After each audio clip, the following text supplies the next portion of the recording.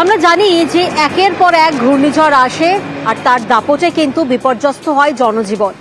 যারা উপকূলবর্তী এলাকায় থাকেন তাদের জনজীবন বিপর্যস্ত হয়। গঙ্গাসাগর, সেখানেও কিন্তু বারবার সেই ছবি ধরা পড়ে, আর ভাঙনের ছবি তো ধরা পড়েই। আর এবার গঙ্গাসাগরের ভাঙন রুখতে রাজ্য সরকারের তরফ থেকে পদক্ষেপ নেওয়া হচ্ছে। কি সেই পদক্ষেপ? আইআইটি মাদ্রাজ এবং নেদারল্যান্ডসের প্রযুক্তিগত সাহায্য নেবে রাজ্য। বিশেষজ্ঞদের পরামর্শ নেওয়া হবে, কারণ সাগর মেলা তো সামনেই। তার জন্য স্বল্পমেয়াদী পরিকল্পনার দরকার, দীর্ঘমেয়াদী পরিকল্পনাও তো দরকার। প্রতিনিধি বিশ্বজিৎ হালদার এই মুহূর্তে আমাদের সঙ্গে রয়েছেন। সরাসরি বিশ্বজিতের থেকে একবার জানিয়ে, বিশ্বজিৎ, রাজ্য সরকারের তরফ থেকে কি কি পদক্ষেপ নেওয়া হচ্ছে?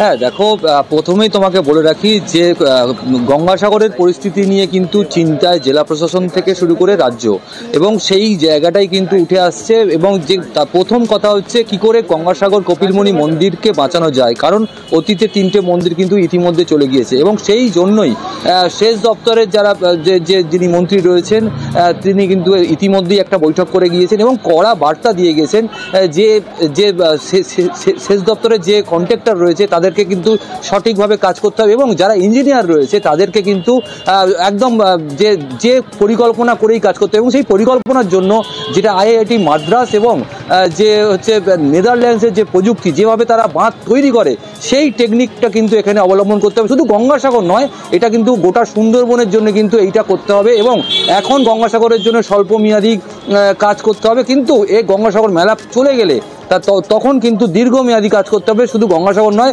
আবারও বলছি, গোটা সুন্দরবনের জন্য কিন্তু এই কাজটা করতে হবে। কারণ গঙ্গাসাগরের পাশাপাশি গোটা সুন্দরবন এলাকায় ভাঙন রুখতে দীর্ঘমেয়াদী পরিকল্পনা নিচ্ছে রাজ্য সরকার।